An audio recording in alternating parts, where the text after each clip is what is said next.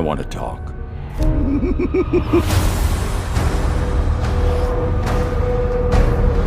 I've been thinking about you and me. About how this is going to end. About who will end up killing who. Perhaps you'll kill me. Perhaps I'll kill you. You know that, don't you?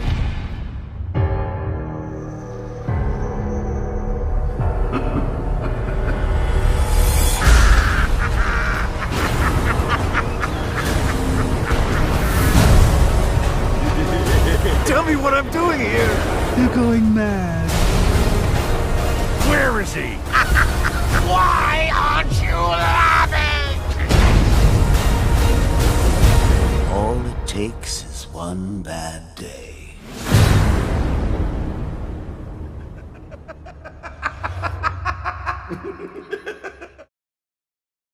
Hey YouTubers, it's Charlie. So Batman Killing Joke, we finally have an official trailer. It's one of the first, or if not the actual first, R-rated animated DC movie. You've probably heard about the story. If you haven't read it, it's Alan Moore's take on the psychology of the Joker. Like, he really tries to get into the Joker's head. So most Batman stories view the Joker through the lens of the Batman, through other characters. This is more of a direct take on the Joker, but I like the way the trailer says, we need to talk about us. We need to have that relationship talk. One of us is going to wind up killing the other. And if you're wondering why it took so long to get an animated DC movie, well, part of the problem is that the animated movies, the audience for that is mostly younger children, so obviously it's going to be done more in the tone of Batman the Animated Series, violence without a lot of blood. Mark Hamill actually explained when they were making the original Batman the Animated Series, there were a lot of things they just couldn't do because it was being viewed by children. In fact, I think I watched a lot of them after school in the afternoons. Fox had this afternoon block of animated programming where they would air new episodes. And even though recently R-rated superhero movies are really in vogue, Deadpool really went a long way towards making people ready for more R-rated takes on superheroes without being more graphic than it needed to be. Deadpool was just the right amount of R-rated craziness for Deadpool's character. But what about Batman though? I mean, Batman v Superman is a pretty dark take on those characters, but an animated movie is just a whole other level. The reason the Killing Joke animated movie is rated R is because they wanted to honor the comic book as much as possible. And I wouldn't say it's a shot-for-shot remake of the comic book, but they are doing the comic book story, so most of the iconic panels that you see in the comic book will show up in the movie. But it's not going to be like a 10-hour movie, so there's going to be some stuff that they're going to have to brush over. It's not like they just copy and pasted the panels from the comic book to the screen. But the really big selling, shut up and take my money selling points are that they got Kevin Conroy and Mark Hamill to come back to do their take on the characters. The animation style looks a little more unique, just you see some the hard lines. You can tell this is going to be a much darker take on Batman, and I think they wanted the animation to reflect that.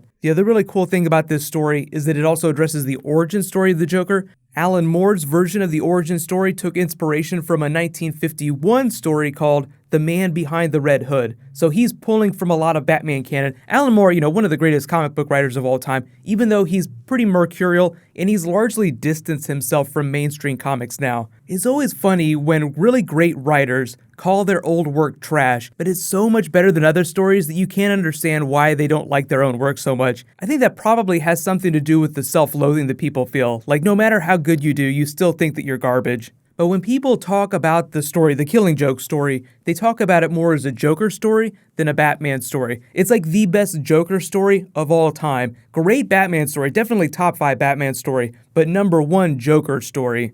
So the real star of this is not Kevin Conroy as Batman, who's probably one of the best Batman of all time. It's Mark Hamill's Joker. And one of my favorite parts of this trailer is when he goes into the amusement park, he's walking up to the Joker. They're doing this panel right here from the comic, but there's this really awesome real-life origin story for how Bill Finger came up with the idea for the Joker. Most people know him as being based on The Man Who Laughs, that silent film character, but there was this clown picture on a ride from Coney Island that he would walk around, he had a picture of it that he would walk around with it in his wallet. And even, I think it was Carmine Infantino, who's another famous comic book creator. He's one of those guys that created a lot of the characters that they're using on the Flash TV show right now. He said that Bill Finger would walk around with a picture from that Joker ride at Coney Island in his wallet, and that was also part of the inspiration for the look of the Joker. That and The Man Who Laughs, so it was kind of a combination of those things. But if you played the Arkham game, whenever you first meet the Oracle Barbara Gordon character in person, it flashes back to that. So they find a way to work aspects of the Killing Joke story into a lot of other Batman stories, cartoons, video games, so you've probably seen a version of this. Most people who have never read the actual story just know it as the story where Barbara Gordon got shot by the Joker and wasn't able to walk anymore, so eventually she became the Oracle character. But she doesn't become the Oracle character till way later in the comics. The Killing Joke story really just brought her to the edge of death, then other writers came on later and did the Oracle stuff. But if you haven't read it, now is the good time to run out and read the comic. They're not releasing the actual movie. You won't be able to buy it. Like, you won't be able to say, shut up and take my money, till around Comic-Con later this year in July. So late July is when the actual movie is dropping.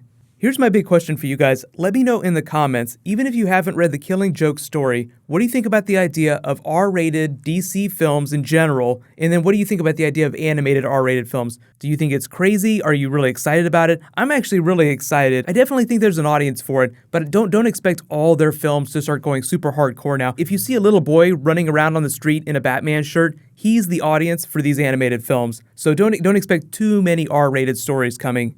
In related comic book news, I'm catching up on my Agents of S.H.I.E.L.D. stuff, so there'll be an Agents of S.H.I.E.L.D. video later tonight for this week's episode. There's a new episode of Legends of Tomorrow. That video will post tomorrow. Haha, I always like the way I say that. Legends of Tomorrow, posting tomorrow. Then there'll be some new Captain America Civil War, maybe some new Spider-Man, maybe some new Suicide Squad too. There's a little bit of Suicide Squad stuff that's been happening lately.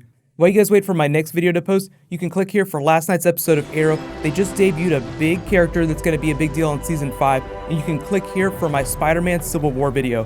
Thank you so much for watching, everybody. Let's high five. I'll see you guys tonight.